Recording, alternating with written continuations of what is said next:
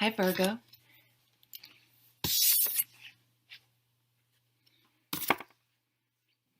The Knight of Cups. I've been seeing Cups, Page and Knights of Cups coming up this week and other readers' readings on YouTube.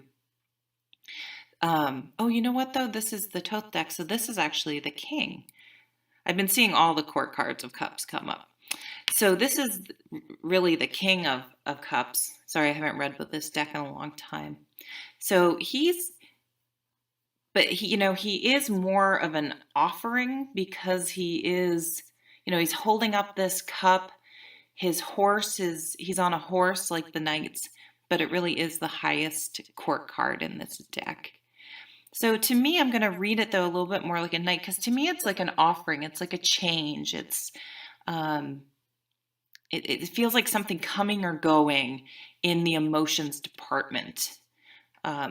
So I think with the Five of Pentacles already on the table, we just need to be mindful. It could be a thing that we even, like someone offers us maybe love or friendship or something. I'm kind of thinking love, and we kind of have been maybe feeling lonely like the Five of Pentacles and wanting someone. But then we sort of freak out about it for some reason. That just came to mind for some people. But a shift in emotions, a change in emotions, emotional maturity. So to me, this is saying that when we do feel that Five of Pentacles energy, we're going to be able to talk ourselves down and through it. And that's what emotional maturity is. It isn't that we don't have any emotions or we never get upset or nothing ever sort of derails us. It's that we're able to recognize it and deal with it in a positive manner before it spirals out of control. And the Princess of Swords, or the Page of Swords. So in this deck, I kind of feel like the princess here is defending herself with swords, which is with words, with clarity. So you may feel this week we may have to communicate something to get a point across, to clear something up. It does seem like there are some clouds in this card, so there may be some miscommunication, and we are still in Mercury retrograde, so that's not unexpected. I can definitely relate this to me. I feel like right now, anytime I try to communicate anything with my son's school, it meets a brick wall, and I'm really struggling with how to best communicate it without, people being, so defensive, trying to get my point across without, making things more tense. It's really tough, but trying to take the emotions out is always the best thing to do, and super difficult when you're dealing with things like your children, or things, that are emotionally attached to. So that's a good lesson for me this week. And again, it goes back sort of to the Knight of Cups and this worry card of just being thoughtful and mindful of why you might be feeling a little, and I don't see this as a big thing, but if you do get those little moments of sort of worry, or, going down that worry spiral, to try to cut away the emotion and get some clarity of your thoughts, clear away those clouds that are cluttering up your thinking, so you can approach it in a productive manner. Ooh, and the Fool. I love the Fool card. He's my favorite.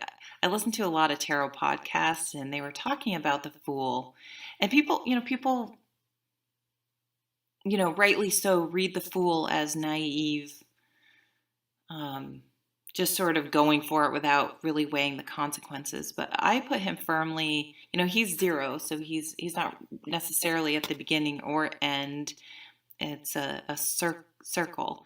But I put him, if he was to be either on the top or the bottom of the major arcana, firmly at the top, because I feel like, if you try to worry about every single lesson of every single major arcana card before you while you're doing something or embarking on something, you'll never do anything because it's impossible to please everyone, be completely balanced. It's just not possible for human beings. So sometimes you just have to go for it. And now that this card's on the table, I'm sort of seeing the Knight and the Princess different because there's a lot of action in those cards. So I feel like we do need to take action, and that maybe we're a little bit worried about it. And that's why the worry card came up of how to best approach it.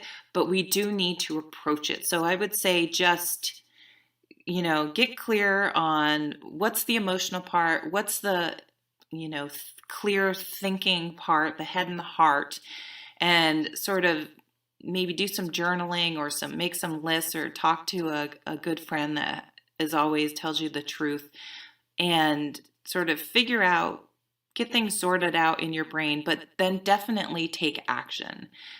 So, defending yourself without being defensive is always, sort of the energy I'm feeling this week.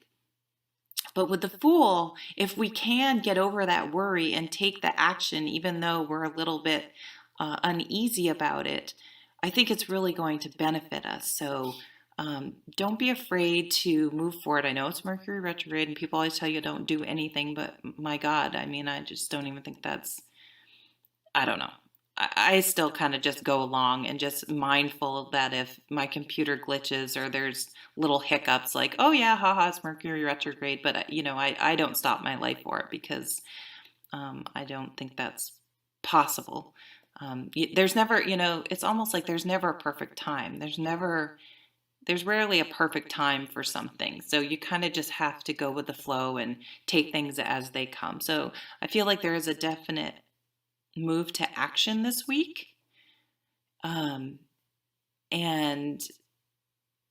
I think we're going to approach it, in a mature manner and not get too emotional, as counseled by the King of Cups.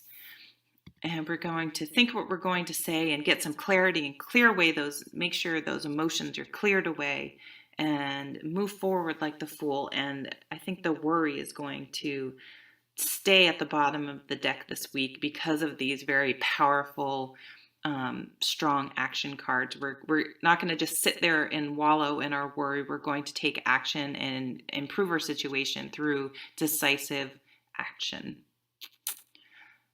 Thank you so much for watching, and I hope you have a really lovely week. Take care.